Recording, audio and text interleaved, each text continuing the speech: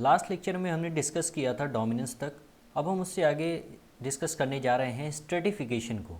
तो चलिए देखते हैं स्ट्रेटिफिकेशन क्या होता है। स्ट्रेटिफिकेशन जो वर्ड है ये स्ट्रेटा से मिलकर बना हुआ है। स्ट्रेटा का क्या मतलब होता है? स्ट्रेटा का मतलब होता है लेयर। ठीक है, स्ट्रेटा का मतलब होता है लेयर।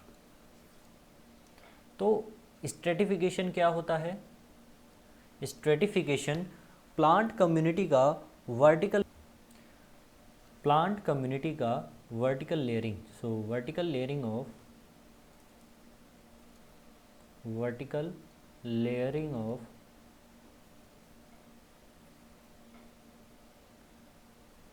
प्लांट कम्युनिटी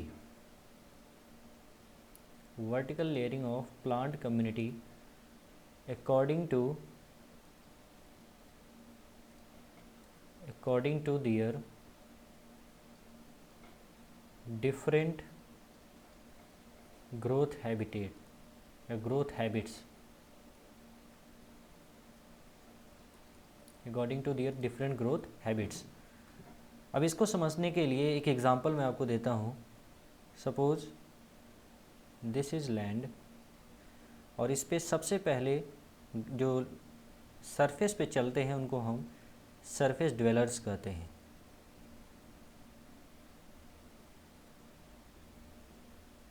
ठीक, सो दीज आर कॉल्ड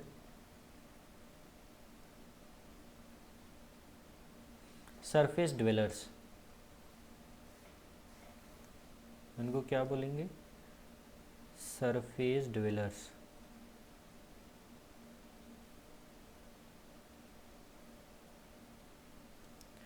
इसके बाद आते हैं herbs.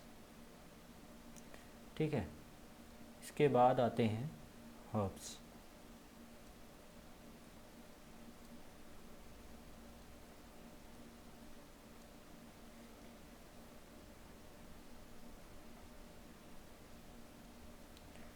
Then after herbs there are undershrubs।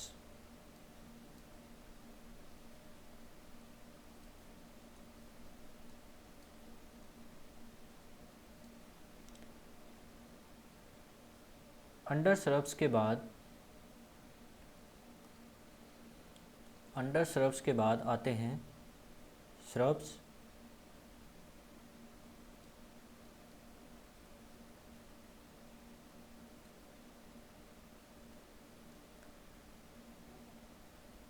And lastly there are trees।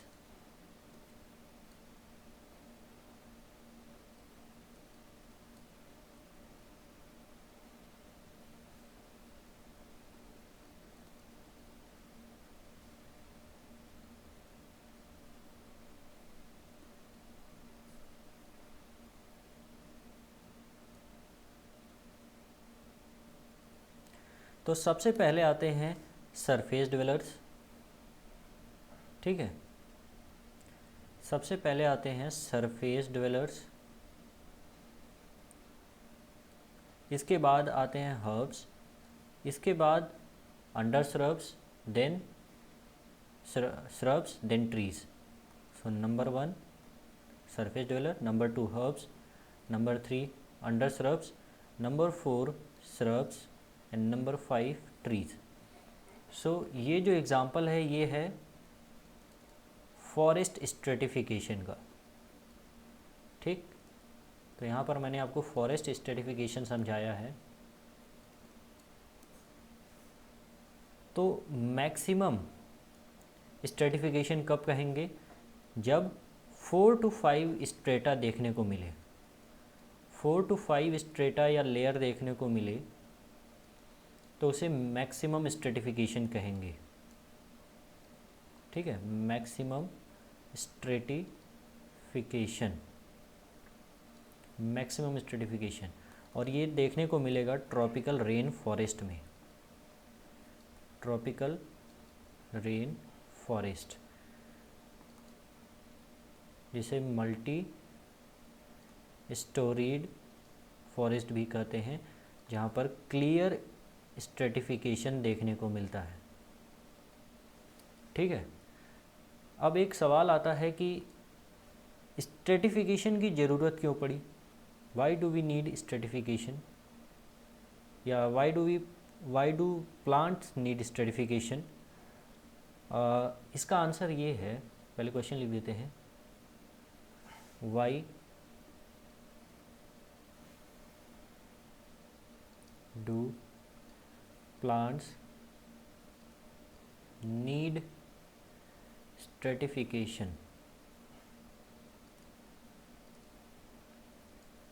तो इसका आंसर है अकॉर्डिंग टू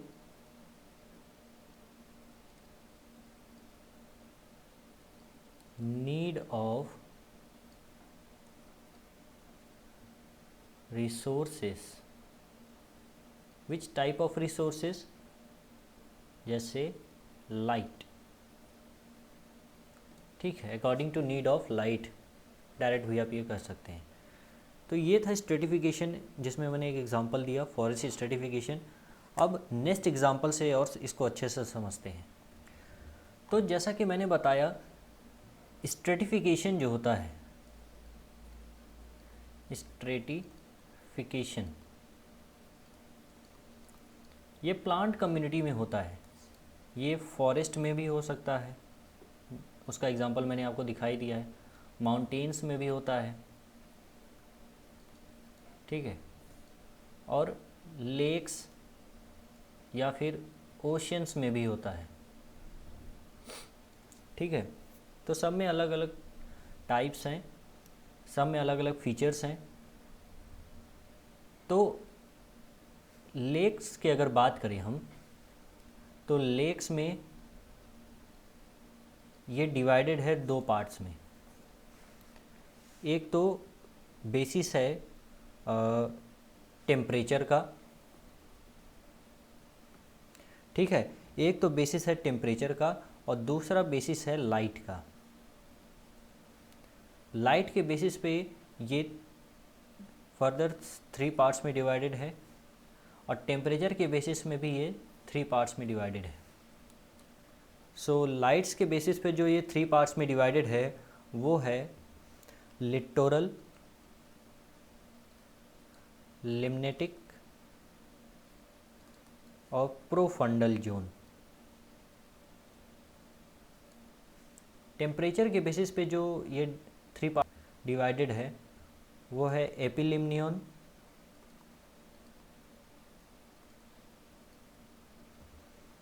मेटालिम्नियन एंड हाइपोलिम्नियन।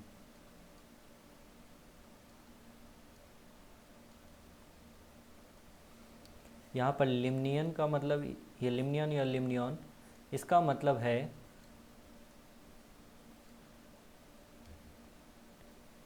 लेयर।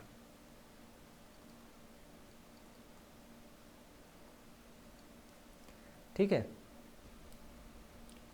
तो आइए चलिए लेक स्ट्रेटिफिकेशन को समझते हैं कि लेक स्ट्रेटिफिकेशन क्या होता है। सो इसको जल्दी से समझाने के लिए मैंने यहाँ डायग्राम पहले से ही बना दिया है, बस इसको एक्सप्लेन कर देते हैं। तो लेक स्ट्रेटिफिकेशन, तो लेक स्ट्रेटिफिकेशन में मैंने आपको पहले ही बता दिया है 3 जोन होते हैं, एक होता है लिटोरल, एक होता है लिम्नेटिक और तीसरा होता है प्रोफंडल जोन। तो लिटोरल जोन क्या होता है, ये बेसिकली एक ओवरलैपिंग जोन होता है between terrestrial area and aquatic area. So आप यहाँ पर देख सकते हैं ये जो एरिया है ये लिटोरल जोन का ही कहलाएगा। ठीक है, लिटोरल जोन। सो ये लिटोरल जोन कहलाएगा। और यहाँ पर कैसे, किस प्रकार की लीव्स पाए या प्लांट्स पाए जाते हैं जिनका रूट तो सबमर्ज होता है, पानी के अंदर होता है, बाकी इनका प्लांट का जो अपर पार्ट होता है वो पानी के सरफेस के ऊपर होता है। तो ये है लिटोरल जोन। ठीक है, यहाँ पर लाइट जो होती है, सनलाइट, सनलाइट तो यहाँ पर पड़ती ही है, तो यहाँ पर फोटोसिंथेसिस,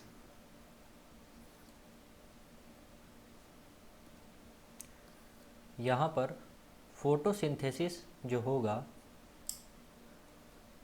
वो ज़्यादा होगा और पत्तियाँ गिरती हैं वो डिकम्पोज भी होती हैं, तो रेस्पिरेशन का भी रेट ज़्यादा होगा। इसका मतलब फोटोसिंथेसिस और रेस्पिरेशन यहाँ पर इक्वल होगा। क्लियर? तो इसको हम ऐसे भी लिख सकते हैं, P/R का जो रेशियो होगा यहाँ पर वो 1 होगा। ये कैसे आया? वैसे ही आया जैसे ये P=R था, यहाँ पर R को मैंने इधर ले लिया तो अपान में आ गया, तो ये P/R हो गया =1। सो P/R=1 लिटोरल जोन में होता है। ये P क्या है? फोटोसिंथेसिस बाय ऑटोट्रॉफ्स, और R क्या है? Respiration bye organism. तो ये होता है लिटोरल जोन में। ठीक, तो यहाँ पर हम लिख दें P=R। अब जो अगला जोन आता है हमारा वो है लिम्नेटिक जोन। ठीक है, तो लिम्नेटिक जोन की बात करें तो आपको कुछ यहाँ देखने को मिलेगा। ये जो जोन है ये लिम्नेटिक जोन है पूरा। ठीक, जो वाटर के अंदर प्रेजेंट होता है इसको हम लिम्नेटिक जोन कहते हैं। This is limnetic zone.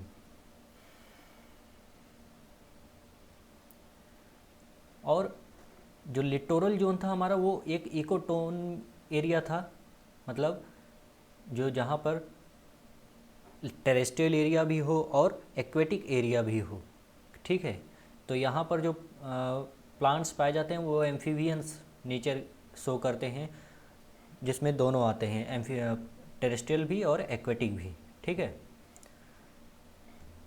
और इसी की वजह से यहाँ पर जो डाइवर्सिटी होती है लिटोरल जोन में, डाइवर्सिटी जो होती है वो मैक्सिमम होती है, maximum diversity as compare to other zones. Clear? तो लिम्नेटिक जोन जो था हमारा ये एक ओपन वाटर जोन एरिया है। ठीक है, ओपन वाटर जोन है। ओके, तो जहाँ पर सफिशिएंट अमाउंट ऑफ लाइट भी आ रही है, यहाँ पर सफिशिएंट अमाउंट ऑफ लाइट आ रही है, तो इसी वजह से इसको हम लिम्नेटिक जोन जो है हमारा, इसको हम यूफोटिक जोन भी कहते हैं। क्या कहते हैं? Euphotic zone. Euphotic zone, euphotic मतलब लाइट बहुत है यहाँ पर, तो जिसकी वजह से यहाँ पर फोटोसिंथेसिस ज़्यादा होगा एज़ कंपेयर टू रेस्पिरेशन, मतलब P/R is greater than 1। Clear? तो ये है लिम्नेटिक जोन की बात। और यहाँ पर दो प्रकार की प्लांट्स पाए जाते हैं, एक पाया जाता है रूट सबमर्ज्ड और एक पाया जाता है सस्पेंडेड। तो रूट सबमर्ज्ड में आते हैं हाइड्रिला और वेलेस्नेरिया, और सस्पेंडेड में आते हैं यूट्रिकुलेरिया। ठीक है, तो यहाँ पर देख सकते हैं ये जो प्लांट्स हैं इनका रूट जो है ये सबमर्ज्ड है, और तो ये रूट सबमर्ज्ड प्लांट्स कहलाएंगे। और ये है सस्पेंडेड, जो वाटर बॉडीज़ में सस्पेंडेड है, मतलब ऐसे ही फ्लोट कर रहे हैं। तो ये था लिम्नेटिक जोन। इसके बाद लास्ट जोन आता है वो है प्रोफंडल जोन, लेकिन उससे पहले भी एक बीच में एक जोन पाया जाता है जिसे हम कहते हैं कंपेंसेशन जोन। Compensation zone. ठीक है, कंपेंसेशन जोन। कंपेंसेशन जोन जो होता है ये लिम्नेटिक जोन के जस्ट नीचे होता है, और यहाँ पर लाइट अभी भी है लेकिन बहुत कम है, जिसकी वजह से लाइट यहाँ पर अवेलेबिलिटी जो लाइट की है वो डिक्रीज़ होने लगती है, जिसकी वजह से फोटोसिंथेसिस का जो रेट था ऊपर ज़्यादा था वो आगे आके कम हो जाता है, और फोटोसिंथेसिस और रेस्पिरेशन दोनों बराबर हो जाते हैं, मतलब P/R = 1 हो जाता है। ठीक है, मतलब P=R हो गया तो P/R = 1 हो जाएगा। तो ये है कंपेंसेशन जोन, और इसे हम एक और नाम से जानते हैं जिसका नाम है डिस्फोटिक जोन। डिस्फोटिक जोन। मतलब अभी लाइट है यहाँ पर, लाइट अभी भी थोड़ी बहुत आ रही है, और इसके बाद जो जोन आता है जो कि है प्रोफंडल जोन, वहाँ पर लाइट एकदम ही नहीं है, लाइट ख़त्म हो चुकी है। ठीक है, तो लिटोरल जोन में लाइट अवेलेबिलिटी मैक्सिमम, उसके बाद लिम्नेटिक जोन में लाइट अभी भी है, फिर कंपेंसेशन जोन में लाइट कम है, और प्रोफंडल जोन में लाइट एकदम नहीं है। तो यहाँ पर फोटोसिंथेसिस का रेट हमको पता चल गया कि फोटोसिंथेसिस का रेट कम होगा रेस्पिरेशन की रेट से। ठीक है, तो ये जो जोन है ये है प्रोफंडल जोन। ठीक है, दिस इज प्रोफंडल जोन, और यहाँ पर लाइट नहीं है, इस वजह से इसको हम एफोटिक जोन भी कहेंगे। एफोटिक जोन, यहाँ पर फोटोसिंथेसिस नहीं होगी। ठीक है, क्योंकि ये यहाँ पर लाइट पहुँच ही नहीं पा रही है। सो P is less than R, so P by R is less than 1। ये हो जाएगा प्रोफंडल जोन में। इस यहाँ पर जो ऑर्गेनिज्म पाए जाएंगे वो स्नेल्स होंगे, क्रैब्स होंगे, या फिर मॉलस्क्स होंगे। ठीक,